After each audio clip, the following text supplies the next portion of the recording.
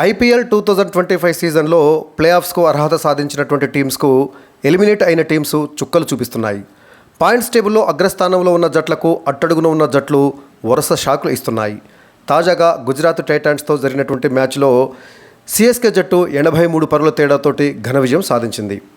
Play ఆఫ్స్కు అర్హత సాధించినటువంటి teams తమ తదుపరి మ్యాచ్లలో గెలిచి టాప్ 2లో నిలవాలన్నటువంటి ఆశలను ఎలిమినేట్ అయినటువంటి టీమ్స్ నీరుగారుస్తున్నాయి. గుజరాత్ టైటాన్స్పై ఎల్ఎస్జీ గెలుపు, రాయల్ ఛాలెంజర్స్ బెంగళూరు పైన ఎస్ఆర్హెచ్ గెలుపు, పంజాబ్ కింగ్స్ పైన డీసీ గెలుపు, తాజాగా గుజరాత్ టైటాన్స్ పైన సిఎస్కే గెలుపు ఇందుకు నిదర్శనం. ప్లే ఆఫ్స్కు చేరినటువంటి జీటీ, ఆర్సీబీ, పీబీకేఎస్ జట్లకు Lucknow Super Giants, SRH, Delhi Capitals, CSK జట్లు ముచ్చెమటలు పట్టిస్తున్నాయి. పాయింట్స్ టేబుల్లో టాప్ 2లో నిలవాలన్నటువంటి ఆయా జట్లకు ఎలిమినేట్ అయినటువంటి జట్లు చుక్కలు చూపిస్తున్నాయి. తాజాగా గుజరాత్ టైటాన్స్పై చెన్నై సూపర్ కింగ్స్ 83 పరుగుల తేడాతోటి భారీ విజయం సాధించడం ఇందుకు మరో ఉదాహరణ. ఈ మ్యాచ్లో గెలిచి పాయింట్స్ టేబుల్లో టాప్ 2లో నిలుద్దామనుకున్నటువంటి గుజరాత్ టైటాన్స్ ఆశలపైన సిఎస్కే నీళ్లు చల్లింది. ఒకవైపు పాయింట్స్ టేబుల్లో అగ్రస్థానంలో ఉన్నటువంటి జట్టు గుజరాత్ టైటాన్స్, మరోవైపు అదే పాయింట్స్ టేబుల్లో అట్టడుగున ఉన్నటువంటి జట్టు సిఎస్కే. ఈ రెండు జట్ల మధ్య మ్యాచ్ అంటే సహజంగానే గుజరాత్ టైటానే ఫేవరెట్ టీం అని చెప్పేసి అందరికీ అనిపిస్తుంది.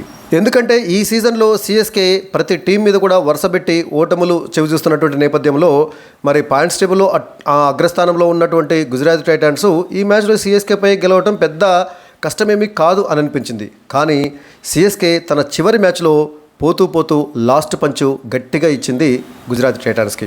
ఐపీఎల్ 2025 సీజన్లో భాగంగా Gujarat Titans Chennai super Kings మధ్య జరుగుతున్నటువంటి మ్యాచ్ నెంబర్ 67లో జీటీ పైన సిఎస్కే 83 పరుగుల తేడాతోటి భారీ విజయాన్ని సాధించింది. గుజరాత్లోని అహ్మదాబాద్లో ఉన్న నరేంద్ర మోదీ స్టేడియం వేదికగా జరిగినటువంటి ఈ మ్యాచ్లో టాస్ గెలిచినటువంటి సిఎస్కే కెప్టెన్ ఎంఎస్ ధోని ముందుగా బ్యాటింగ్ ఎంచుకున్నాడు. సో ముందుగా బ్యాటింగ్ చేసినటువంటి సిఎస్కే నిర్ణీత 20 ఓవర్లలో 5 వికెట్ల నష్టానికి 230 పరుగుల భారీ స్కోర్ సాధించింది. సిఎస్కే బ్యాటర్లలో దాదాపు అందరూ కూడా రాణించారు. ముఖ్యంగా 5వ స్థానంలో బ్యాటింగ్కి వచ్చినటువంటి డేవాల్డ్ బ్రేవిస్ 23 బంతుల్లోనే 4 ఫోర్లు 5 సిక్సర్లతోటి 57 పరుగులు చేసి ఇన్నింగ్స్ చివరి బాల్కి అవుట్ అయ్యాడు. ఇక ఓపెనర్గా వచ్చినటువంటి డేవాన్ కాన్వే 35 బంతుల్లోనే 6 ఫోర్లు 2 సిక్సర్లతోటి 52 పరుగులు చేశాడు. So Devon Conway and Dewald Brevis వీరిద్దరూ హాఫ్ సెంచరీలతోటి సత్తా చాటారు. అంతేకాకుండా మిగతా బ్యాటర్లు కూడా పర్వాలేదు, మంచిగా రాణించారు. ముఖ్యంగా 3వ స్థానంలో బ్యాటింగ్కి వచ్చినటువంటి ఉర్విల్ పటేల్ 19 బంతుల్లోనే 4 ఫోర్లు 2 సిక్సర్లతోటి 37 పరుగులు చేసి రాణించగా ఓపెనర్ ఆయుష్ మాత్రే కేవలం 17 బంతుల్లోనే 3 ఫోర్లు 3 సిక్సర్లతోటి 34 పరుగులు చేశాడు. ఇక రవీంద్ర జడేజా మాత్రము 18 బంతులు ఎదుర్కొన్నప్పటికీ పెద్దగా వేగంగా పరుగులు చేసిందేమీ లేదు. వన్డే తరహాలో 1 ఫోర్ 1 సిక్సర్ తోటి 21 పరుగులు చేశాడు రవీంద్ర జడేజా. ఒక్క శివన్ దుబే మాత్రమే మరి రాణించలేకపోయాడు. 8 బంతుల్లో 2 సిక్సర్లతోటి 17 పరుగులు చేశాడు శివన్ దుబే. మొత్తంగా చూసినట్లయితే సిఎస్కే బ్యాటర్లలో అందరూ కూడా సమిష్టిగా రాణించడంతో నిర్ణీత 20 ఓవర్లలో 5 వికెట్ల నష్టానికి 230 పరుగులు చేసింది. సో సిఎస్కే ఇన్నింగ్స్లో మంచి పార్ట్నర్షిప్లు కూడా నిర్మించడం వల్ల వాళ్ళు భారీ స్కోర్ సాధించగలిగారు. ముఖ్యంగా first వికెట్కి Ayush Mhatre and Devon Conway వీరిద్దరు కలిసి 3.4 ఓవర్లలోనే 44 పరుగుల పార్ట్నర్షిప్ను జోడించారు. అంటే 22 బంతుల్లో 44 పరుగులను జోడించారు ఆయుష్ మాత్రే అండ్ డెవాన్ కాన్వే. ఆ తర్వాత రెండో వికెట్కు Devon Conway and Urvil Patel వీరిద్దరు కలిసి 34 బంతుల్లోనే 63 పరుగులు జోడిస్తే మూడో వికెట్కు Devon Conway and Shivam Dube వీరిద్దరు కలిసి 19 బంతుల్లోనే 37 పరుగులు జోడించారు. ఇక 5th వికెట్కి బ్రేవిస్ అండ్ జడేజా వీరిద్దరు కలిసి కేవలం 39 బంతుల్లోనే 74 పరుగులు జోడించారు. మొత్తంగా సిఎస్కే బ్యాటర్లు సమిష్టిగా రాణించడంతో సిఎస్కే నిర్ణీత 20 ఓవర్లలో 230 పరుగుల భారీ స్కోరు సాధించింది, 5 వికెట్లు కోల్పోయి.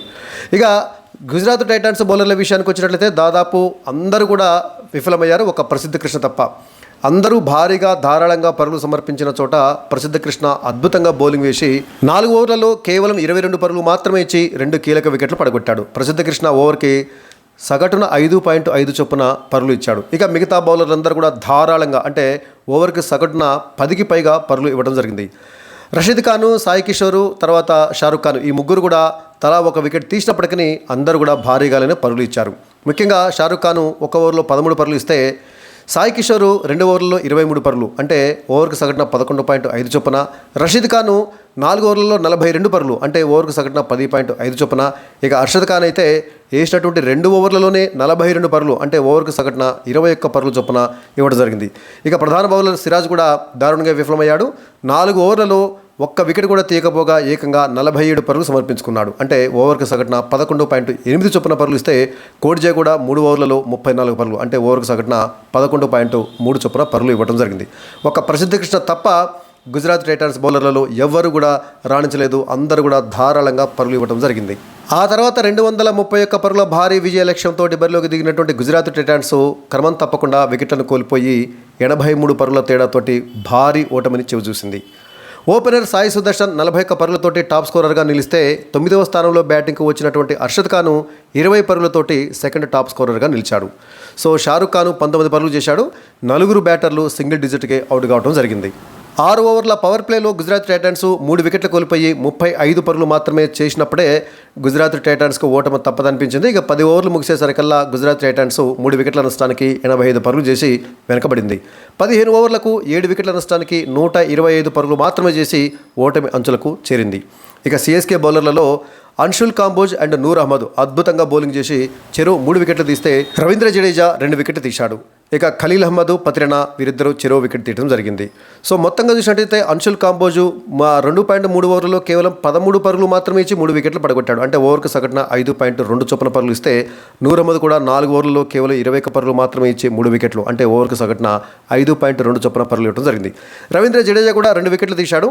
3 ఓవర్లలో 17 పరుగులు మాత్రమే ఇచ్చాడు. అంటే ఓవర్కు సగటున 5.7 చొప్పున పరుగులు ఇస్తే ఖలీల్ అహ్మద్ 3 ఓవర్లలో 17 పరుగులు ఇచ్చి 1 వికెట్ తీశాడు. అంటే ఓవర్కు సగటున 5.7 చొప్పున పరుగులు ఇవ్వడం జరిగింది. అంటే ప్రధాన బౌలర్లు అన్షుల్ కాంబోజు, నూర్ అహ్మద్, రవీంద్ర జడేజా, ఖలీల్ అహ్మద్ ఈ నలుగురు కూడా ఓవర్కి సగటున 6 లోపే పరుగులు ఇవ్వడంతో పాటుగా వికెట్లను పడగొట్టాడు. అంటే ఒకవైపు పరుగులను నియంత్రిస్తూనే మరోవైపు వికెట్లను పడగొట్టడంతో మరి గుజరాత్ టైటాన్స్కి భారీ ఓటమి తప్పలేదు. ఇక పతిరణ, శివన్ దుబే, ఆ తర్వాత దీపక్ హూడా వీళ్ళు మాత్రము కాస్త ధారాళంగానే పరుగులు ఇచ్చారు. ఎందుకంటే శివన్ దుబే 2 ఓవర్లలోనే 33 పరుగులు, అంటే ఓవర్కు సగటున 16.5 చొప్పున పరుగులు ఇస్తే దీపక్ హూడా తను వేసినటువంటి ఒకే ఒక ఓవర్లో 15 పరుగులు ఇచ్చారు. ఇక పతిరణ 3 ఓవర్లలో 29 పరుగులు, అంటే ఓవర్కు సగటున 9.5 చొప్పున పరుగులు ఇవ్వడం జరిగింది.